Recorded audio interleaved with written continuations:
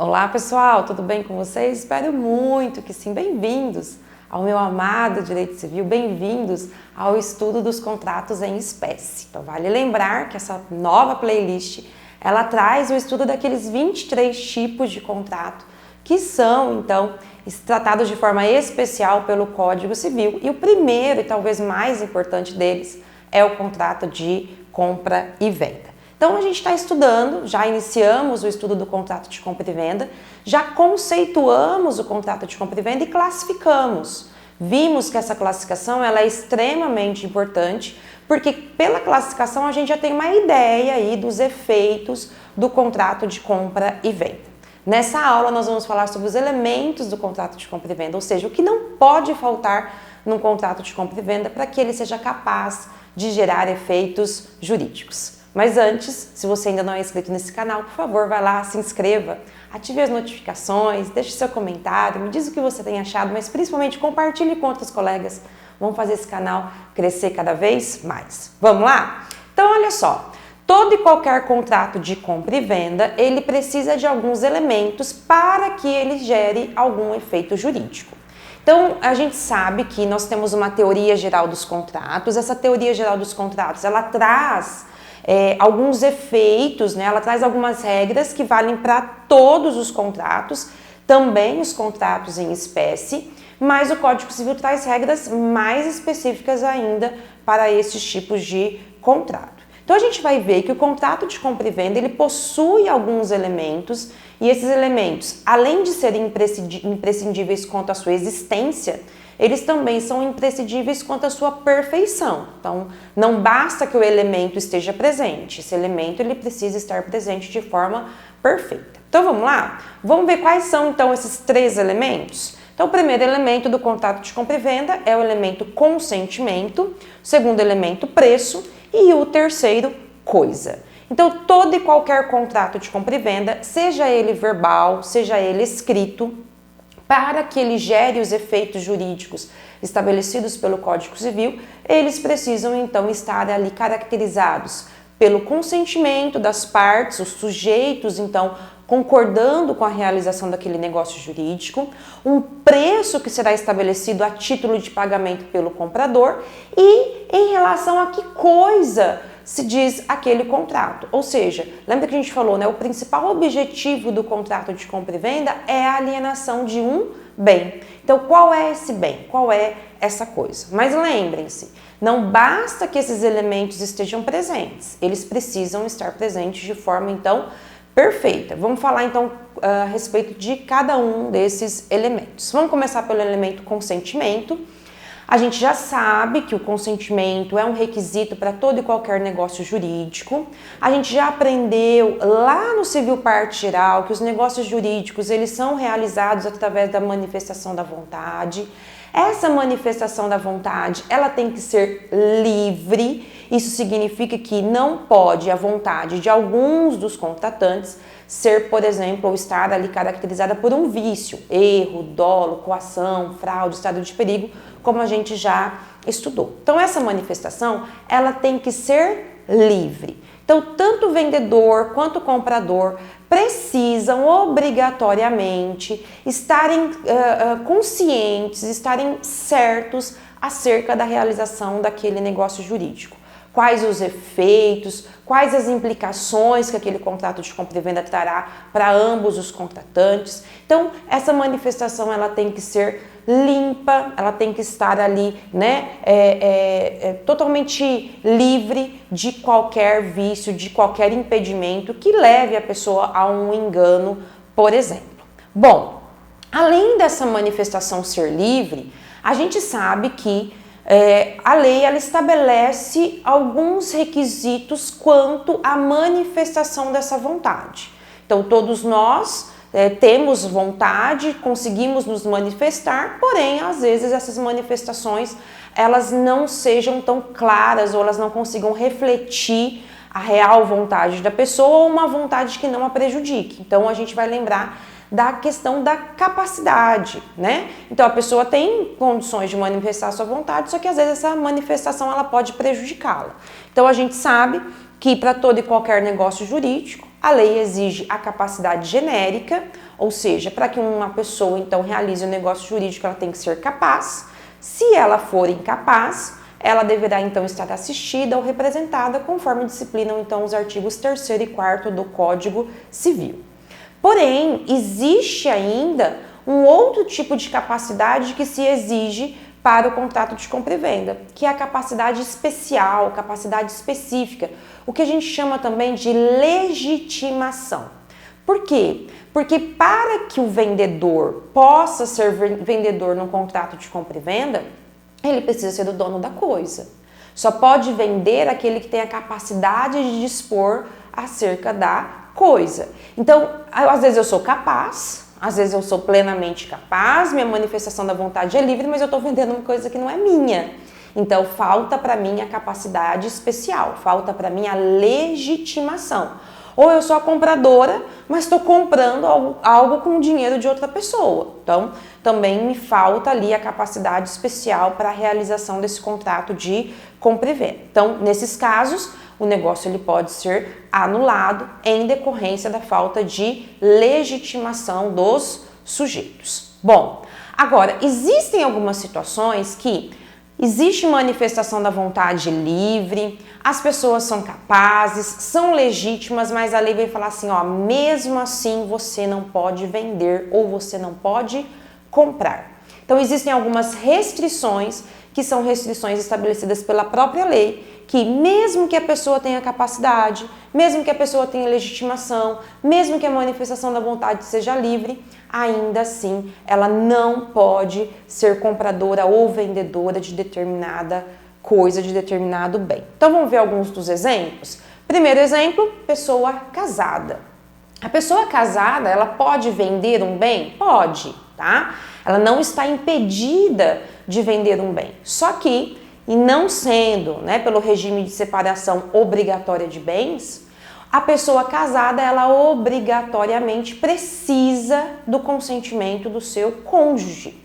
Então, a pessoa casada que vende uma coisa, ela precisa da outorga, da autorização do seu cônjuge para vender essa coisa. Lembrando, com exceção do regime de separação obrigatória de bens. No restante, em todos os outros regimes, se um vendedor é uma pessoa casada, ele precisa sim dessa outorga. Inclusive, existem algumas jurisprudências que vão tratar da necessidade dessa anuência, mesmo quando é união estável. Se é união estável e se essa união estável ela é reconhecida, ainda assim haveria a necessidade da outorga. Uma outra restrição também estabelecida pela lei é a proibição ou a ressalva que se faz dos ascendentes venderem aos descendentes. Então, um ascendente, um pai, pode vender uma coisa para o seu filho? Pode, desde que ele tenha a anuência de todos os outros filhos.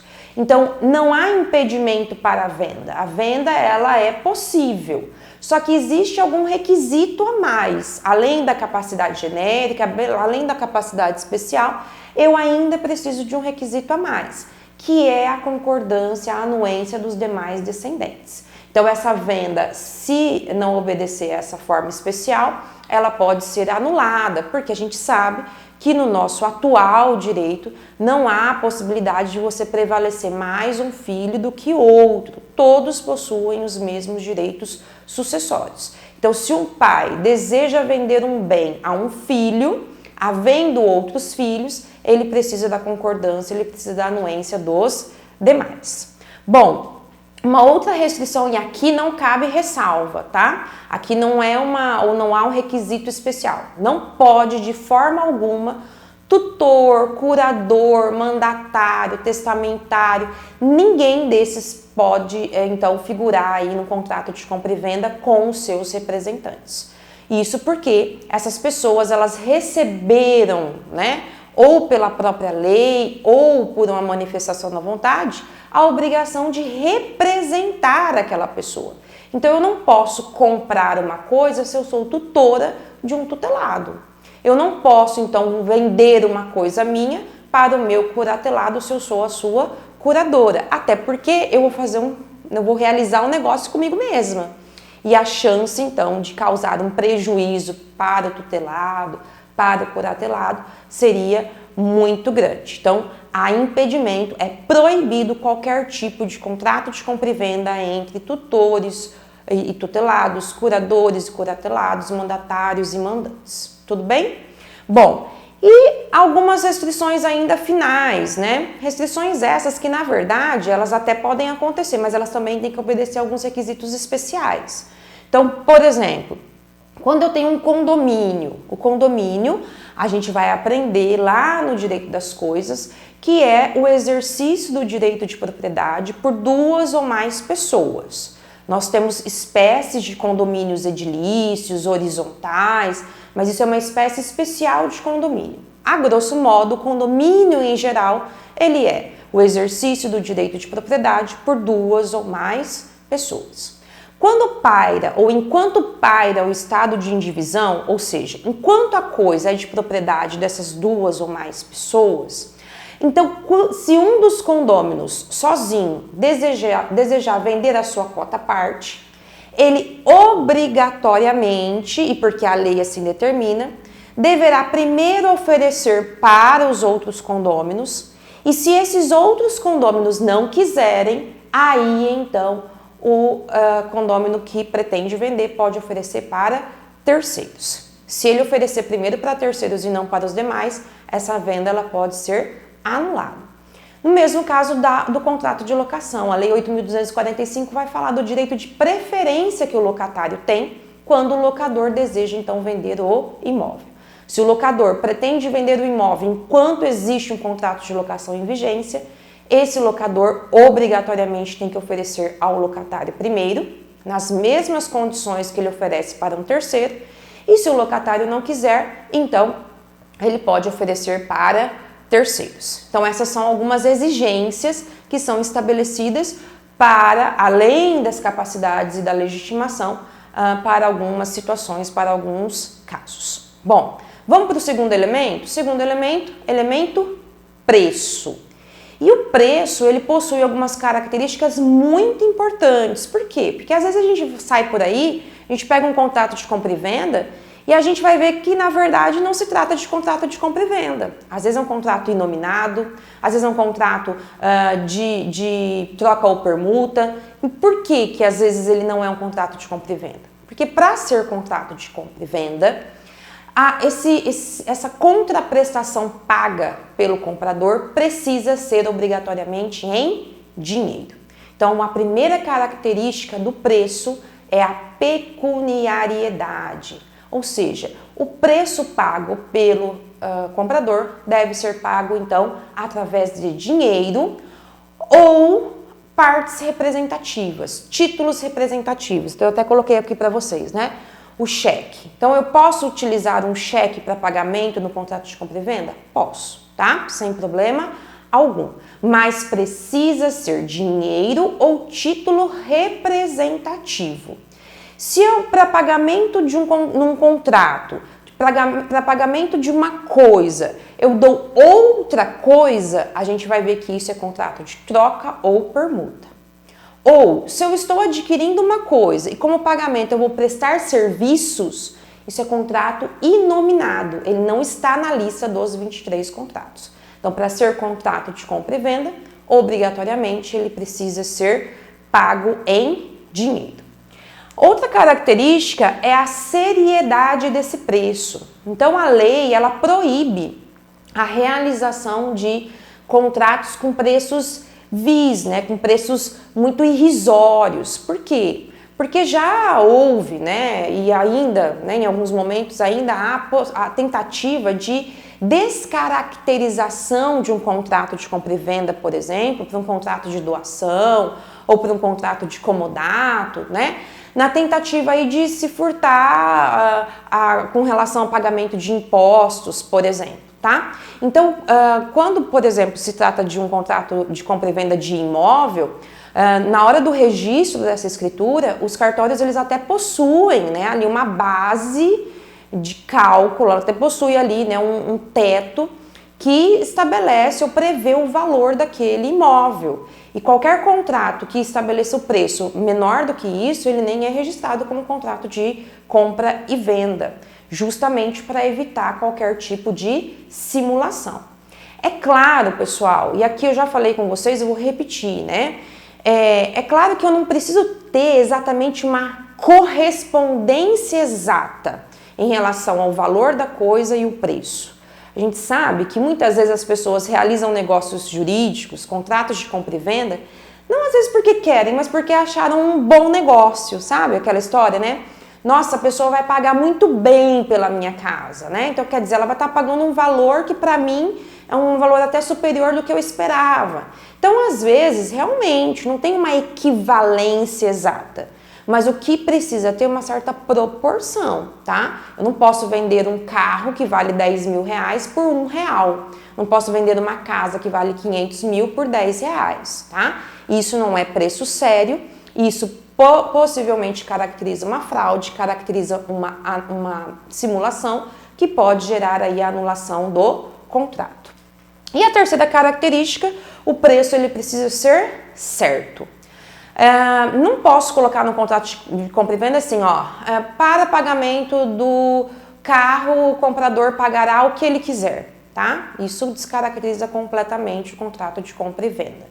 O contrato, o preço certo é aquele que já está determinado pelas partes ou ao menos determinável. Então, às vezes eu até estabeleço ali, né, um índice ou estabeleço, por exemplo, um preço que será determinado posteriormente. Olha, o valor correspondente a 50 arrobas de boi em dezembro de 2021, por exemplo, tá?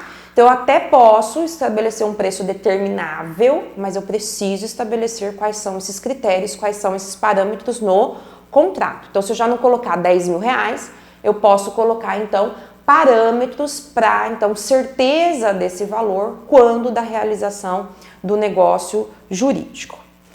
E o terceiro elemento que não pode faltar no contrato de compra e venda é o elemento coisa. Então, o bem, a gente viu que o principal objetivo do contrato de compra e venda é a alienação de uma coisa, a alienação de um bem. É o vendedor deixar de ser proprietário de uma coisa para que o comprador agora o seja. 3 requisitos também, 3 características importantes acerca da coisa. Primeira, que a coisa exista. Parece bobo, né? Mas não. A gente tem que tomar um pouquinho de cuidado porque a lei até admite a expectativa de existência da coisa.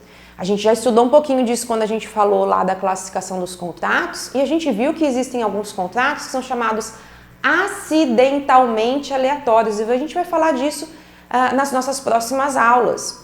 É possível um contrato de compra e venda ser acidentalmente aleatório? É. A compra e venda futura, né? A venda de safra futura. Então pode ser que a coisa não exista, mas há uma expectativa de existência. Então, nesse caso, é possível o contrato de compra e venda? É possível.